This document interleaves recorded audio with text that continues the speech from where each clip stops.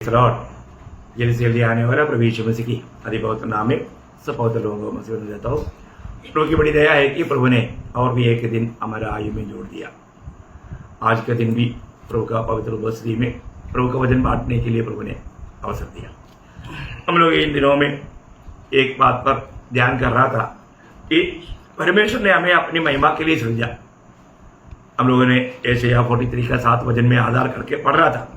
तो हमारा विषय ये था कि एक विश्वासी कैसा परमेश्वर को महिमा कर सकता है। मैंने आपको बताया था, मैं इसमें आपको 7 बात बताऊंगा। उसमें मैंने पिछले दिनों में 3 बात बताया, आज 4वां बात बताने जा रहा है। 3 बात क्या क्या बताया आपको याद है? नंबर 1 मैंने आपको बोला, जो धन्यवाद की बेल चढ़ाता है वो प्रभु का महिमा करता है। तो हमें ये वचन सुनने के बाद में पिछले दिनों से बढ़ करके उस प्रभु को धन्यवाद दे पा रहा है। अच्छा निर्णय लिया, प्रभु का महिमा करने में आप उलझाई है या सिर्फ हम वचन सुनता है और जीवन में नहीं लाता ना। याकूब का भाषा में बोलेगा तो जो वचन सुनता है और ऐसा नहीं करता तो अपने आप को धोखा देता है। भैया हम अपने आप को धोखा नहीं देना, हमें हर बात में प्रभु को धन्यवाद देना। दूसरा बात हमने ये देखा था, जो प्रभु ने हमें दिया हुआ काम को पूरा करना। अनेक उधार पाए हुए लोगों को प्रभु ने काम दिया है, तारंत दिया है, वरदान दिया है। वो बात प्रभु का महिमा के लिए इस्तेमाल करके हमें उसको व्यवहार करके बढ़ाना हमारा कर्तव्य है। आज हमारे जीवन में प्रभु ने मुझे किन किन बातों को सौंपा था, वो बातों में मैं विश्वास योग्य रह करके वो निभा पाया है कि नहीं, प्रभु का महिमा कर पाया है कि नहीं, ये बात को भी हमें परखना चाहिए। तीसरा मैंने आपको बताया था कि पिछले दिन में मतलब कल का दिन में भले कामों में संग्रम होना। हम लोग उन भले कामों के लिए सृजा गया है और ऐसा भले कामों से पिता का महिमा होता है करके यीशु मसीह ने खुद बोला। आज भले काम करने में हम कैसा है, 1-2 बात मैं उसमें बोल करके 4वां पॉइंट में जाना चाहूंगा। पहली बात, जब याकूब 4 अध्याय उसका 7 वचन में याकूब कहता है, याकूब 4 का 7, इसलिए परमेश्वर के अधीन हो जाओ और शैतान का सामना करो तो वह तुम्हारे पास से भाग निकलेगा। सॉरी, और उसका 17 वचन मैंने इसलिए जो कोई भलाई करना जानता है और नहीं करता उसके लिए यह पाप है। देखा, जो भलाई करना जानता है और वो अगर नहीं करता तो उसके लिए वो पाप है। अभी आपको मालूम है, हमको सबको मालूम है किस समय में किसके लिए में भलाई करना चाहिए, है ना। कोई दुख में है उनको जा करके आश्वासन देना चाहिए, कोई भूखा प्यासा है उनको जरूर मदद करना चाहिए। भलाई बहुत प्रकार है, इसका एक स्पेशल क्लास लेने का कोई जरूरत नहीं, क्योंकि भलाई के बात पर सब लोग जानता है, जानकार लोग हैं। तो इसलिए नीति वचन में 3रा अध्याय उसका 27 वचन में, नीति वचन उसका 3रा अध्याय उसका 27 वचन, जिनका भला करना चाहिए यदि तुझमें शक्ति रहे तो उनका भला करने से न रुकना। देखा, बोलने का अर्थ जब तुम्हारे पास सामर्थ्य है तो उसका योग्य लोगों को जरूर तुम भलाई करना। देखा प्रयोग, जरूर हमारे चारों तरफ ऐसा बहुत से लोग रहता है जिसको हमारी मदद का जरूरत है, हमसे वो उस भलाई चाहता है, हम लोग करता है कि नहीं। जरूर मुझे नासिक मंडली के बारे में बहुत खुशी है, बहुत लोग दिलदार लोग हैं, एक दूसरे के ऊपर ध्यान करता है और वो जरूर मदद करता, लेकिन दिखावा के लिए नहीं, किसी को मालूम होने के लिए भी नहीं, प्रभु का महिमा के लिए करता। प्रभु का वचन को पूरा गौरव से लोग अमल करता, उसके लिए मैं प्रभु को बहुत धन्यवाद देता हूँ।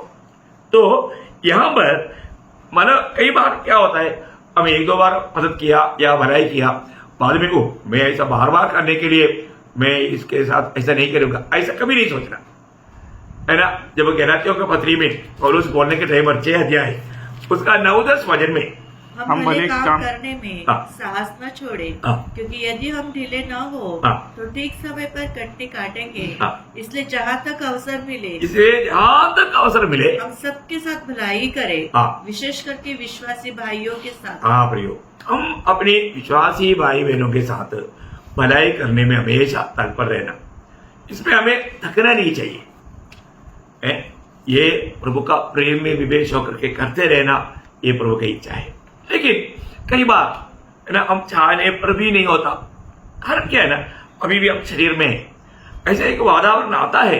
प्रेषित पौलुस का जीवन का गवाही में रोमियों का पत्री 7 अध्याय उसका 18 से 21 तक का वचन में पौलुस इस बारे में बहुत गहराई को वर्णन करता है। क्योंकि मैं जानता हूँ कि मुझ में अर्थात मेरे शरीर में कोई अच्छी वस्तु वास नहीं करती।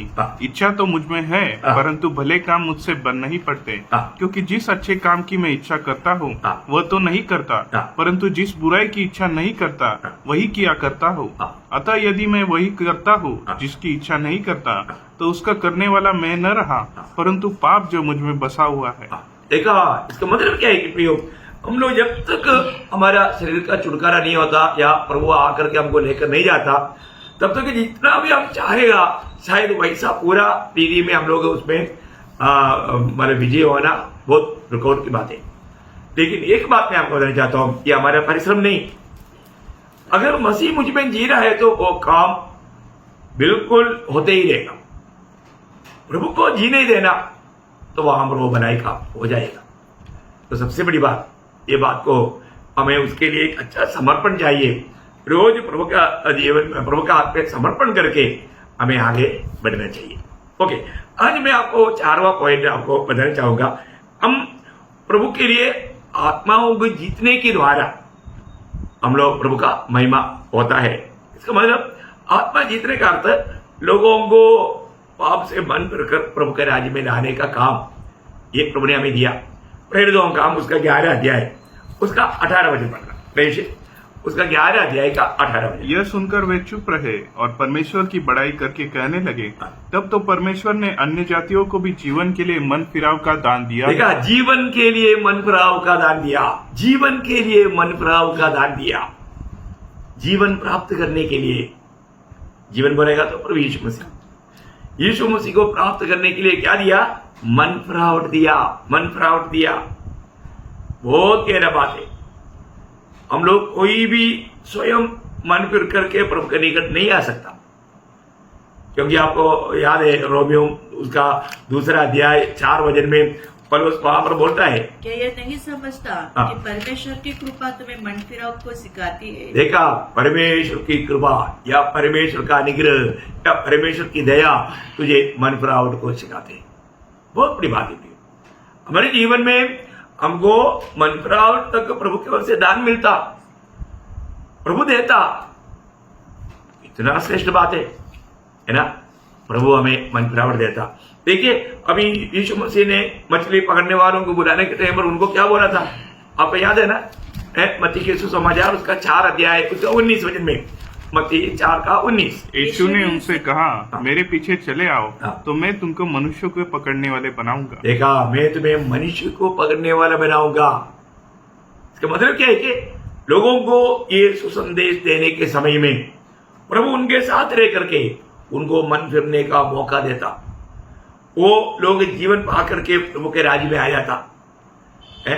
यीशु मसीह जब ये दुनिया में चलता फिरता था, तभी यीशु मसीह ने दिया हुआ गवाही, लूका का सुसमाचार उसका 5 अध्याय 32 वचन, लूका उसका 5 अध्याय का 32 वचन। लॉर्ड जीसस, मैं धर्मियों को नहीं परंतु पापियों को मन फिराने के लिए बुलाने आया हूँ। देखा, मैं किस लिए आया?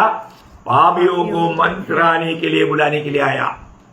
प्रियो, हरेक पापियों के पास जाकर के हमें प्रभु यीशु मसीह की सुसमाचार दे करके उनको मसीह में जीतना हमारा काम है, आया हमारा कर्तव्य है ना। ये दुनिया में होने वाला संभव स्वर्ग के साथ इफेक्टेड होता, ये आपको मालूम। एक व्यक्ति मन फिरता है, तुरंत दुनिया में रहने वालों को जो आनंद होता है उससे बड़ा आनंद स्वर्ग में होता, आपको मालूम है।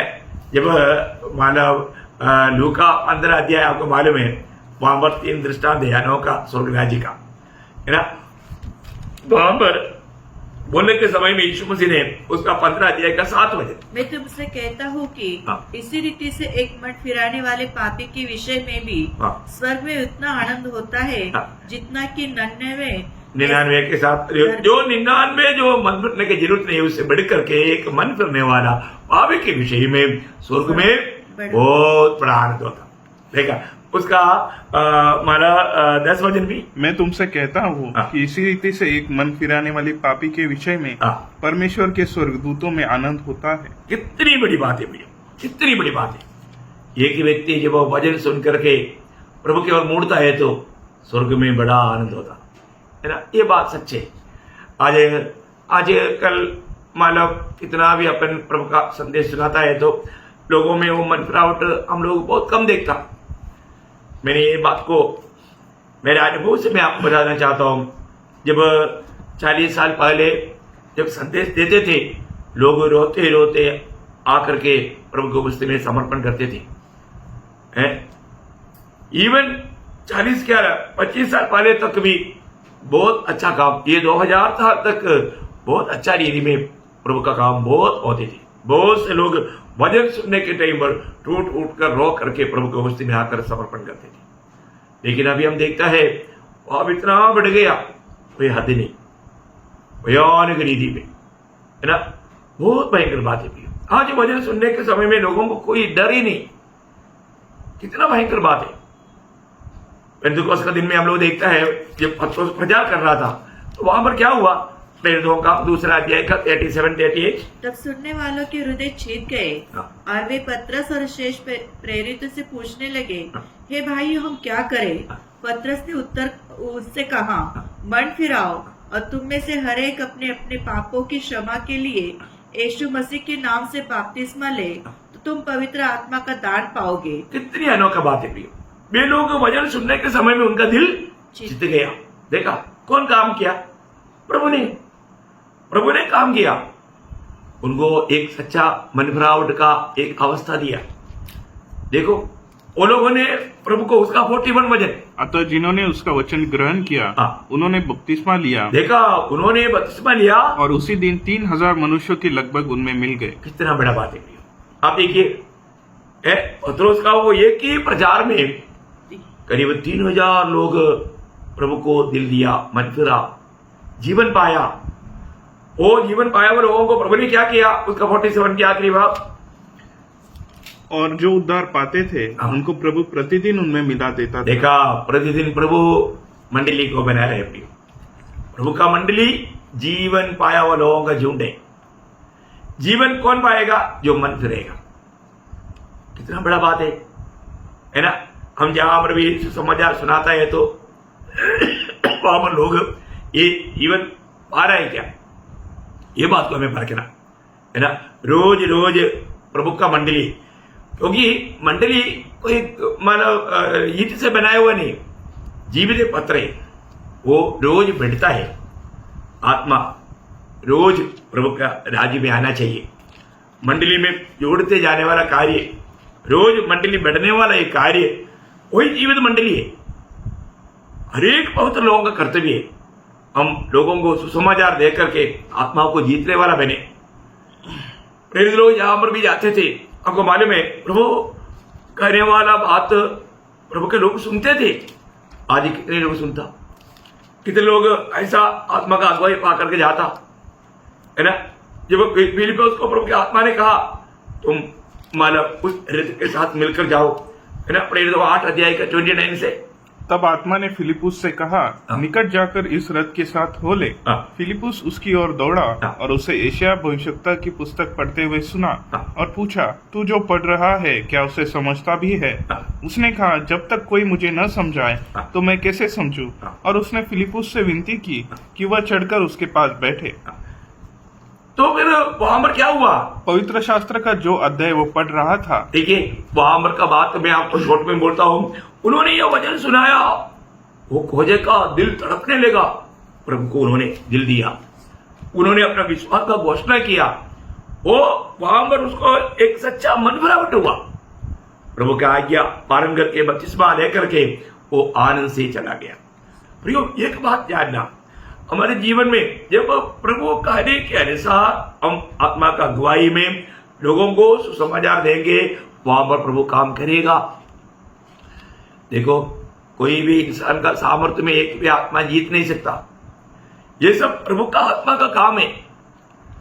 हमारे कर्तव्य आत्मा की प्रेरणा से हम प्रभु का वचन सुनाए।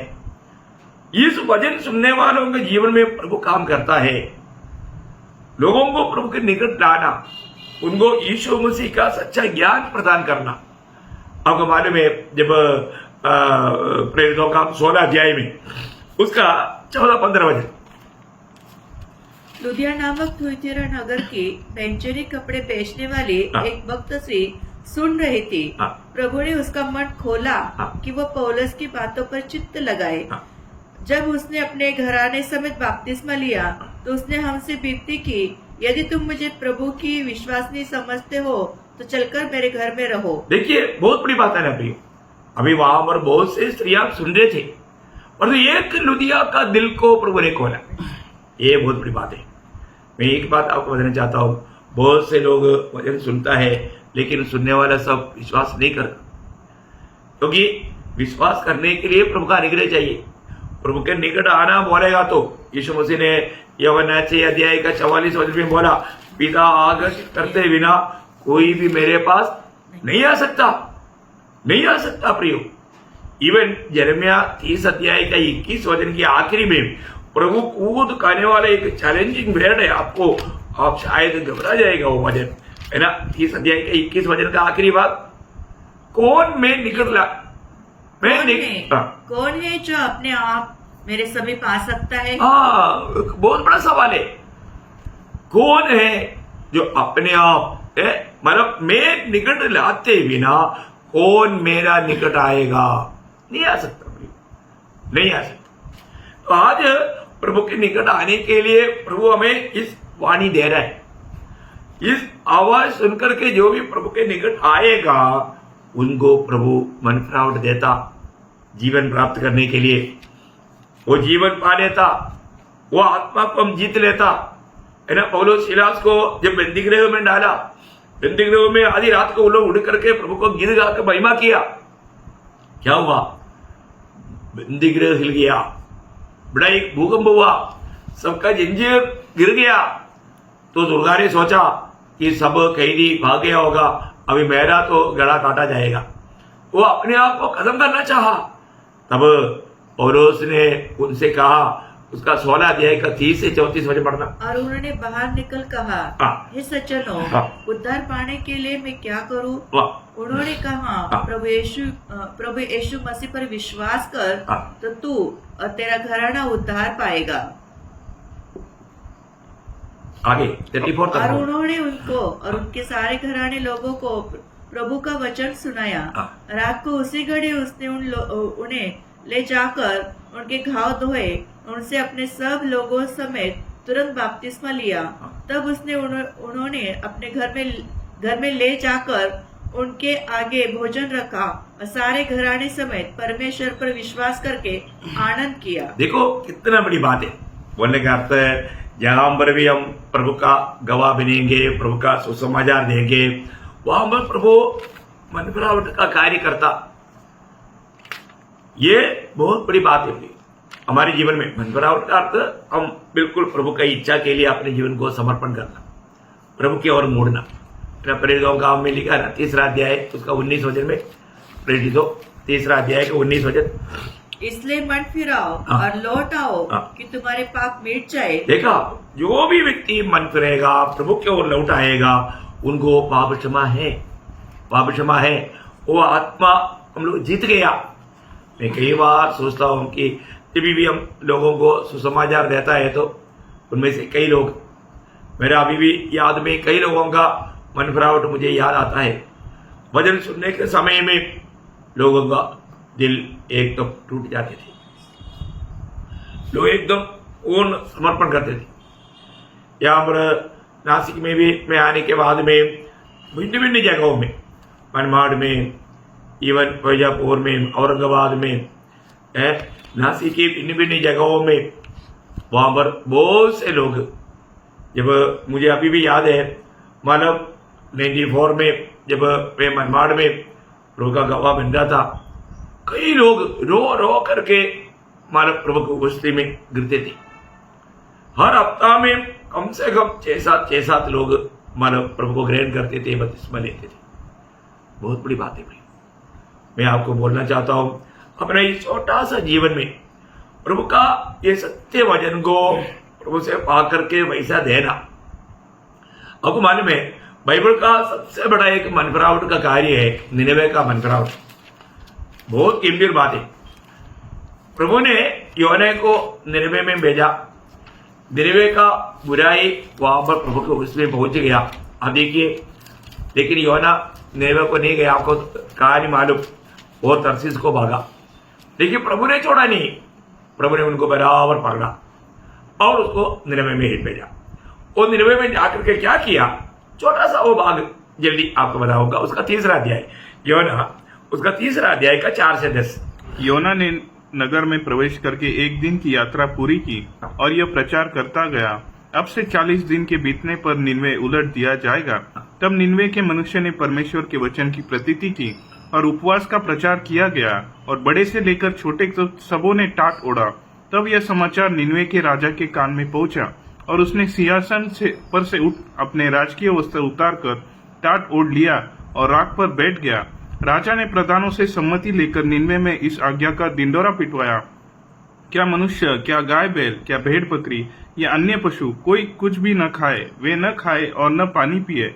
मनुष्य और पशु दोनों टाट ओढ़े और वे परमेश्वर की दुहाई चिल्ला चिल्ला कर दे और अपने कुमार्ग से फिरे और उस उपद्रव से जो वे करते हैं पश्चाताप करे। संभव है परमेश्वर दया करे और अपनी इच्छा बदल दे और उसका भड़का हुआ कोप शांत हो जाए और हम नष्ट होने से बच जाए। तब परमेश्वर ने उनके कामों को देखा कि वे कुमार्ग से फिर रहे हैं। तब परमेश्वर ने अपनी इच्छा बदल दी और उनकी जो हानि करने से ठानी थी उनको न किया। देखा कितना ऐसा एक मन फिरावट हम शायद बाइबल में कहीं नहीं देखता। जानवर तक मानो वहां पर उपवास किया, आप बताओ। सारे देश के लोग वो उपवास किया, मन फिरा, उनका बुरी मार्गों से मन फिरा। कितना भयंकर बात है। एक मन फिरने वाला एक व्यक्ति के प्रति स्वर्ग में बड़ा आनंद होता, स्वर्गदूतों का बीच में बड़ा आनंद होता। तो हमें अपने जीवन में आज ये काम करना है, दिल से करना। एक आत्मा को भी मैं जब सुसमाचार सुनाएगा, प्रभु आपका दया उन पर उंडेलना, वो आत्मा मुझे चाहिए प्रभु। एक बोझ के साथ अगर आप ये सुसमाचार सुनाएंगे, मैं आपको साफ बताना चाहता हूं, वो आत्मा प्रभु में आप जीतेगा, क्योंकि वो काम प्रभु करेगा। हमारा कोई बुद्धि ज्ञान की बात नहीं, हम लोग सुसमाचार सुनाया इसलिए भी नहीं, प्रभु का दया है। प्रभु जरूर दया करेगा और हमें सच में भूख प्यास है, प्रभु आपको आत्मा जीतने के लिए आत्मा देगा। हमें परखना प्रिय, अगर हम आत्मा नहीं जीतता तो प्रभु का महिमा नहीं होता। आप सोचिए, आज आपके जीवन में कितनी आत्माओं को आप जीत पाया, क्या आपके द्वारा कहीं ना कहीं एक मंडली खड़ा हो पाया? कितना साल हुआ प्रभु में आकर के, एक छोटा सा एक झुंड को तैयार कर पाया? आप देखो प्रिय, नहीं तो हम लोग प्रभु के लक्ष्य से बहुत दूर है और प्रभु का महिमा जैसे होना चाहिए वो नहीं हो रहा है। आप सोचो, इसलिए मैं हरेक पवित्र लोगों को नम्र विनती करता हूं, आप परखना, मैं लोगों को सुसमाचार दे करके उनको मसीह में जीत पा रहा है कि नहीं, मैं आत्मा को जीत पाया है कि नहीं। है चेलों को प्रभु ने मछली पकड़ने वालों को क्या बोला? मैं तुम्हें मनुष्य को पकड़ने वाला बनाऊंगा। मत्ती 4:19 में हमने वो शायद पढ़ा, नहीं पढ़ा, बहुत बड़ी बात है। तो प्रियो, आज मैं मनुष्य या आत्माओं को जीत पा रहा है कि नहीं, बहुत बड़ी बात है। अपने जीवन को जानो। जो व्यक्ति इस प्रकार जीवन प्राप्त होने लायक प्रभु का काम करेगा, उस व्यक्ति के द्वारा प्रभु का महिमा होता है। यहाँ का 4वां पॉइंट क्या है कि जो आत्मा जीतता है वो प्रभु को महिमा देता है। अलग जो हम आत्मा नहीं जीत रहा है तो वो प्रभु का महिमा नहीं हो रहा है। अपने आप को परखना। मेरे जीवन में मैं प्रभु में आया, प्रभु का अनुग्रह से मैंने उद्धार हुआ, पर मैं आत्माओं को जीत पाया है कि नहीं, वो बोझ मुझ में है कि नहीं, ये बात जरूर परखना प्रियो। अपनी जिंदगी ये एक ही मौका है और एक चांस नहीं। अभी हमें किसी प्रकार भी हमें आत्मा जीतना है, अभी हमको ज्यादा समय भी अभी काम करने के लिए नहीं मिलेगा। बहुत हमारा इस पीढ़ी में प्रभु आने वाला है और जल्दी शीघ्र आने वाला है, तो हमें उसकी तैयारी में रहना। प्रभु आप सबको ये वचनों के द्वारा बहुत आशीष दे, प्रभु को महिमा मिले। आमीन।